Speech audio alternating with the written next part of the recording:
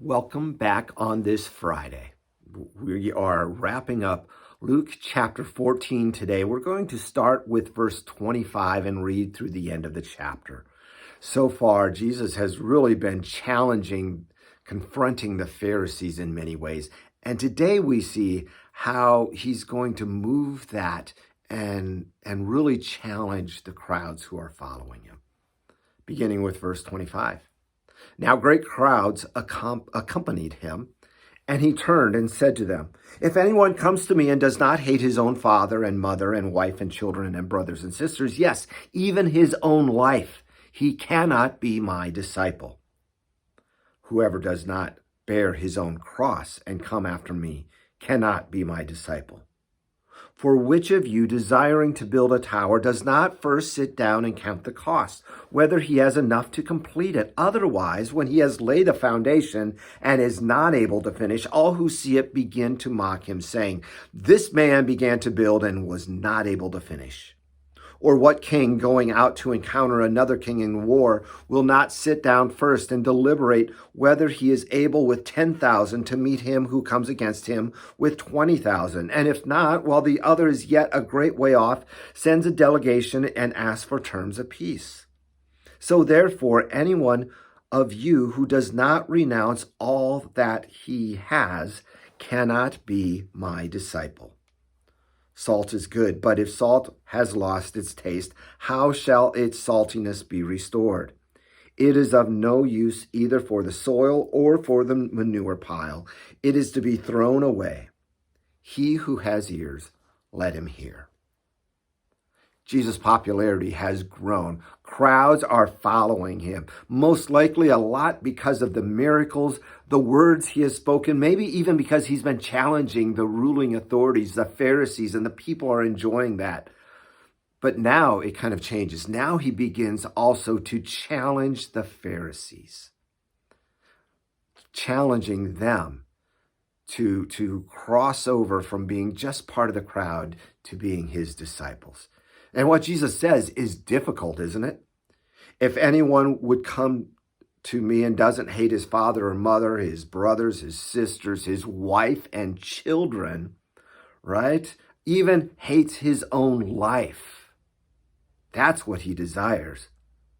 And you kind of ask the question, really, is this what God wants? Yes, it is. Compared to your love to God, your love for others should be less than that. That's where he's going. Often in our life, we make people, we make things, we make ourselves our highest good, our highest God. God calls us in the first commandment, right? This is a first commandment thing, to love the Lord our God with all our heart, soul, mind, and strength, as it's expanded in Deuteronomy. We are to love God above all things.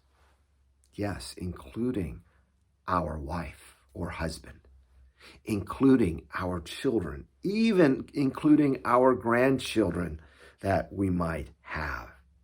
That's the cost of discipleship.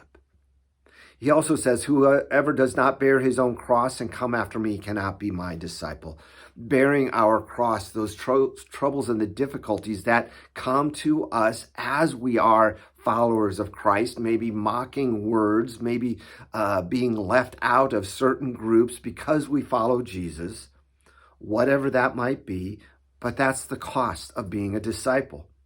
Jesus uses those two analogies, those two comparisons then, right? Of building before knowing the cost, or waging war without assessing what might happen. You count the cost before you start something. Jesus is telling the people, it's not easy to be my disciples. And it would be even more difficult in the days and the years to come, after he is crucified and persecution breaks out at different times from the Jews and then from the Romans. There's a cost to discipleship. Are you willing to pay that cost? He moves into this discussion on salt being good and losing its taste. By the way, if salt loses its taste, it's no longer salt because it has no longer that.